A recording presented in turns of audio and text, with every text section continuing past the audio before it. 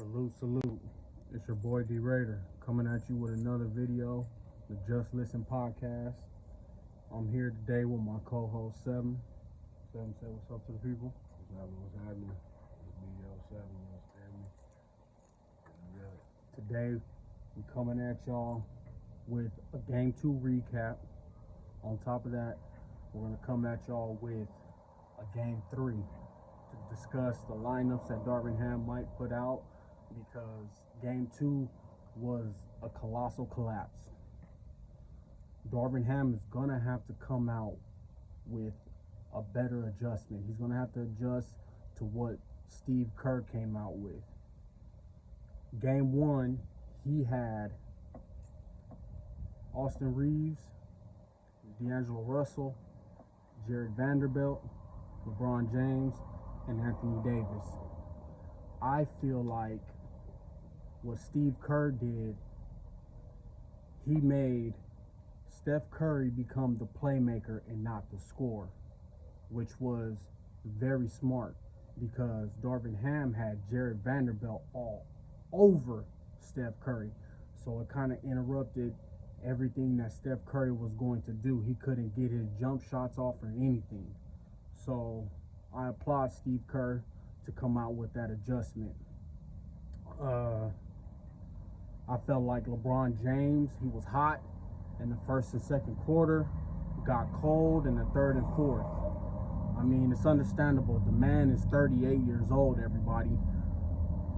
Yes, he is the chosen one. Yes, he is the king. But he has to understand that his body isn't like how he was when he was 20 to 25 years old. I feel like Anthony Davis cannot come out with that cold demeanor. Anthony Davis is the key to this series. I don't care what anybody has to tell me. Anthony Davis is the key to this series. You're telling me that LaMichael Green clamped this nigga up? It's not possible. Anthony Davis has to get his head out of his ass, man. Especially if he wants to hold the keys to the franchise of Los Angeles. Especially if he wants to do that. If he don't want to sit there and hold the crown in LA, we got to get him out of here. We got to get him out of here. But what this playoff series is telling me about Anthony Davis is showing me his toughness. The old AD would have twisted his ankle and got the fuck up out of here. That's the old AD. But everybody has to play team ball. We got to spread the ball around. We got to start separating our minutes. That's one thing that Darvin Ham has to do, is get his minutes right. Austin Reeves can't be playing these 40-some-odd minutes. Give some of those minutes to Lonnie Walker. Lonnie Walker can take some of those minutes. Lonnie Walker can attack the basket. Lonnie Walker can shoot. I don't understand what we're doing with Lonnie Walker. We're literally holding this man hostage. Lonnie Walker can give us an easy 15 buckets. Easy. Am I lying?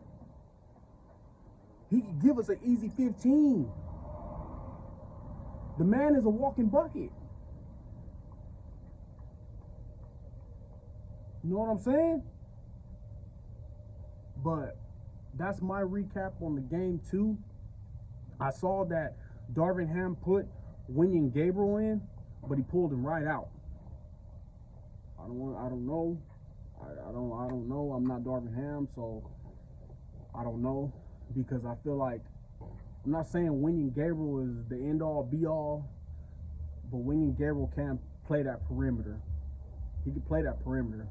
He can't play the interior, but he could get out to that perimeter and interrupt LaMichael James' shot if he's taking shots. Because I seen LaMichael James take shots like this motherfucker was Ray Allen, just yakking shit.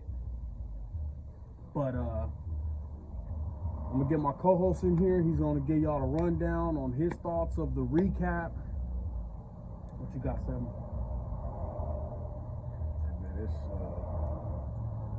series has been pretty much, I guess, for the most part, somewhat expected. A lot of people probably expected Golden State to get the game last night. You know, being Lakers fans, I expected that we was too. expecting them to pull through, but realistically, Right. you expect the champion to show championship creed and credentials. Right. On court, on display when they go down, when they take a punch like we gave them in the first game. First game we was on top of our shit for the most part throughout the entirety of the game, up until the last few minutes, like last 5 minutes or so, when they went on that little run to close the gap. But we was able to fight through that at the end and then pull away when necessary to get the win. Love the game plan in that game. Obviously, the game plan for Curry really worked, and we have Andy denying the fuck out on the ball. Right. Just couldn't really shake him loose. Vandy being so good, going over screens, sticking with Steph. Not giving him much breathing room. To really operate. Speed needs space to operate, and Steph ain't the fastest dude out there, but he can run like hell, as we all know and see. And you gotta have somebody that's willing to run like that. Especially getting through those screens, dog. It's not the most fun job, but you gotta have somebody that's willing to get the job done if you want to reset the desired goal. Fortunately, the Lakers got that advantage. Now, second game, obviously, we went in with a similar game plan to what the hell was the first game, but they adjusted. Like I said, They made it more centric around Clay, and Clay came out and just started lighting us up, which he's capable of doing.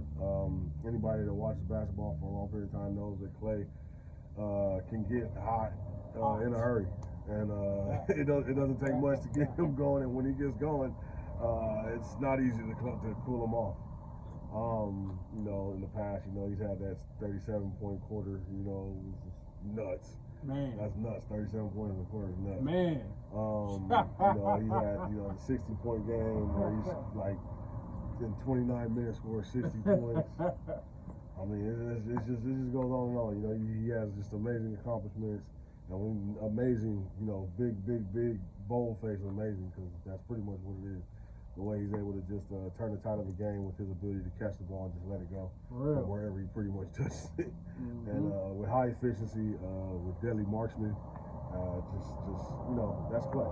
So, we was focused on Steph, obviously. They was like, we got y'all. Y'all focus on him, we got y'all. We gonna go ahead and unleash Clay. And that's what happened.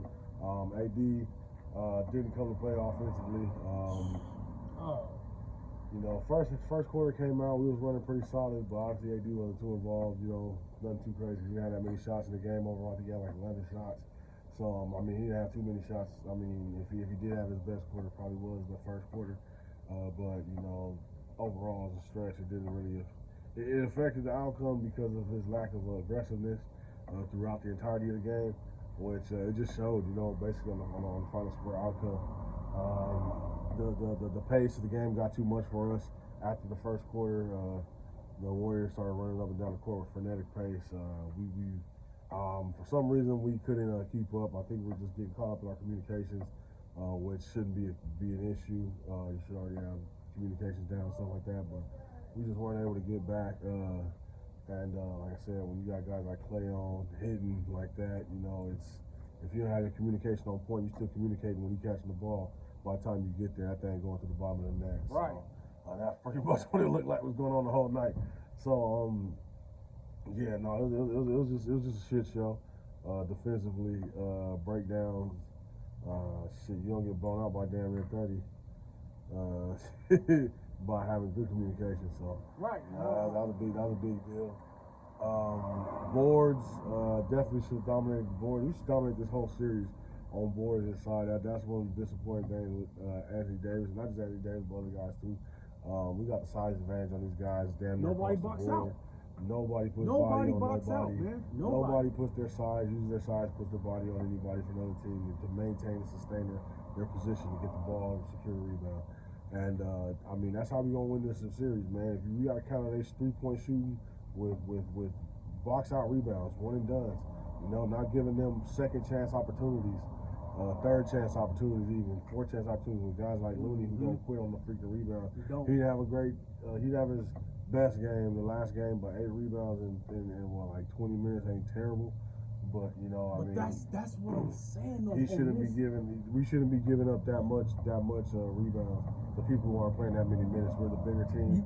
We should be able to dominate the boards inside and control that. Controlling you gotta understand. Controlling the rebounds typically lets you control the pace of the game. Yeah. If they're getting the rebounds, they're catching the ball quick. They got guys already out running. They can control the pace of the game. If we're the ones closing out their shots, they're missing. Or I mean, in this case, they weren't. Not too many of them were missing. But you know, in the cases they do miss, you know, you get the ball, you control the pace, you try to work to get the shot that you want within the time of the offense that you have with 24.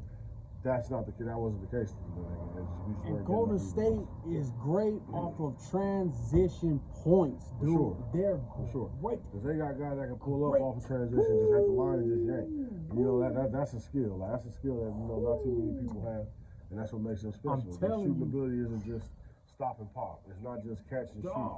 It's the ability to pull up off the dribble and shoot. The ability to catch and transition off speed, catch your momentum and go up on balance and pull up.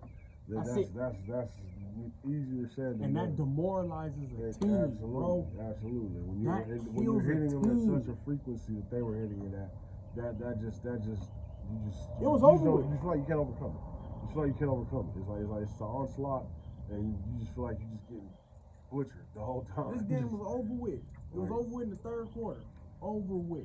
The threes are devastating because they come in flurries from that team. And you know, they shoot with such high efficiency in those flurries.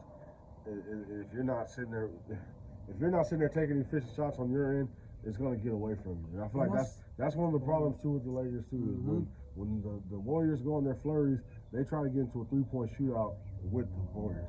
You can't out-warrior the Warriors, bro. Right. Like, that's what they do. You playing into their game. You know what playing I mean? their game. Keep playing your game. You come back down, slow the game down. All right, yeah, they're pushing it on their end, but you can slow the game down on your end. Make them play, brutalize them, man. Put that body on them, use the weight, beat them up, make them exhaust them, wear them down so that during down the long haul in the fourth quarter, they ain't gonna want to guard you. But no, y'all want to sit there and play this 3-point shootout where no contact is made to the other team. And shit, they still got fresh legs in the fucking fourth quarter to go out there and put out them fucking 13-0, 14-0, 15, The lineup 15-2 runs that and Steve shit. Kerr had, okay? The lineup that Steve Kerr started with: Steph Curry, Wiggins, Clay, Green, and what was it, Looney? That was his starting lineup, okay? He then pulled out Kevon Looney to put in LaMichael Green, okay? That was his strategy, and it worked. It worked. My thing is, what the hell did Darvin Ham do? Lord have mercy.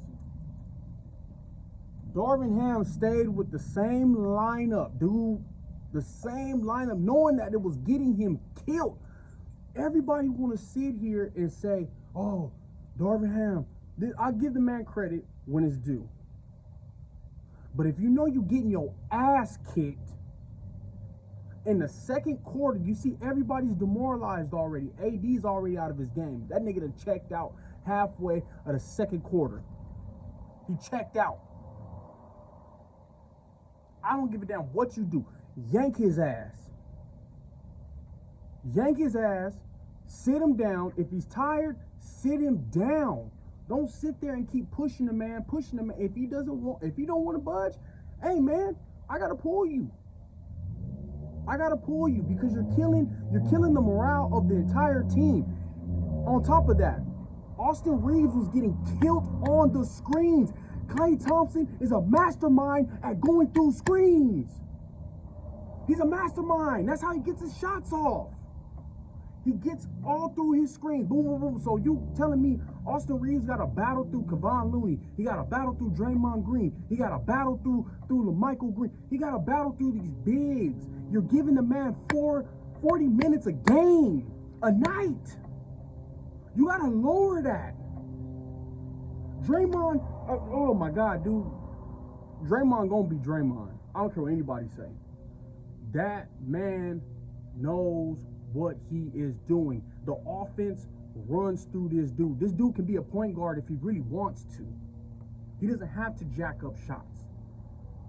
The man is a playmaker at his position. Give the man respect and credit when it's due.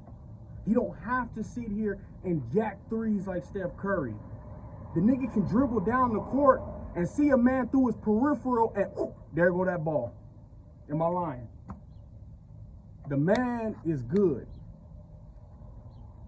Austin Reeves, I hope that Darvin Ham does his job and be like, you know what, Reeves, I know I've been giving you 40, but I'm going to lower your minutes. I'm going to lower your minutes. I'm going to give some to Lonnie Walker. I'm going to give some to Lonnie Walker. AD, I'm going to lower a couple of your minutes, and I'm going to give some to Winnie, or I'm going to give some to Tristan Thompson. Because we got to start making adjustments here. We have to. We can't keep coming out with the same lineup and expecting it just to magically work, man. The playoffs is all mental, psychological warfare here. That's the playoffs. And I hope that Darvin Ham understands that. I hope he understands that, man. Because when you put on that Laker uniform, we're spoiled. Us Laker fans are spoiled. We're used to looking at this. This is what we're used to looking at. We're used to looking at playoffs. So I hope Darvin Ham gets it right. Because that second game was a mind fuck. Like, for reals. I hate the fact that the Lakers do this shit every time, man. They did this shit in the first series. The first series should have been a sweep. I don't care what anybody tells me. The moment that Ja Morant got hurt, man, this game should have been a sweep, right? Period. Not no gentleman's sweep. It should have been a full-blown 4-game. We the fuck up out of here. We out of here. This second game, the second round, oh man, you got to pack a lunch for this team because this team ain't going nowhere. This team is not going nowhere. I got this series going in 7. I got it going 7. Got it going 7. What you got? Lakers get our shit right, man. We'll go 7, but if not, it'll be over in 5, and it'll be Golden State advancing. We'll get our shit together. Shit, bro. We get our shit together. We'll go 7, and we'll have a good chance to pull it out. AD got to be a monster on both ends. He's been solid, mostly on the defensive end, but I mean, you that dude, man, that's getting paid that money to be overall great, man, on both ends. You know, we know you're capable. You know, that's the thing, man. You can't just flash it. And, you know, playoff times comes down to consistency, man. You got to be consistent, game to game. You know, if you really want that ring, you got to show consistency. I know it ain't easy, but hey, you get paid the big bucks to do it, bro. So get your head out. You know, especially on that offensive end, we ain't got time for no feelings in basketball. None. You know what I'm saying? You ain't getting the ball early. You go up to them motherfuckers in the huddle and let their ass know I'm fucking open. Give me the fucking ball. That's right. You know, go demand that shit. You know That's what I mean? right. Like, I mean, hell, shit. What they gonna tell you? No. Exactly. You the big dollar, bro. You the big dollar bill, man. They gotta listen to you. And LeBron James ain't gonna say no. You feel me? Exactly. LeBron ain't gonna say no. He's gonna be like, all right. And don't be no bitch when you get the ball, nigga. Don't be pulling that fucking getting hurt because I jumped 3 feet in the air, nigga. Like, stay strong with it. Go up. You ain't. Shoot confidently, because the shots you did get in the last game, you wasn't shooting confidently. You know, you could have shot a better percentage. But, you know, it is what it is, man. You get shit together. Got it going in 7. Got it going in 7. This game goes through Anthony Davis. It doesn't go through LeBron James. It goes through Anthony Davis. All right, everybody, I got you. Like, subscribe. Hey, give me your input. I want to hear what y'all have to say. I really want to hear what y'all have to say. It's your boy D Raider. My co-host 7. the Just Listen podcast. Salute. We out.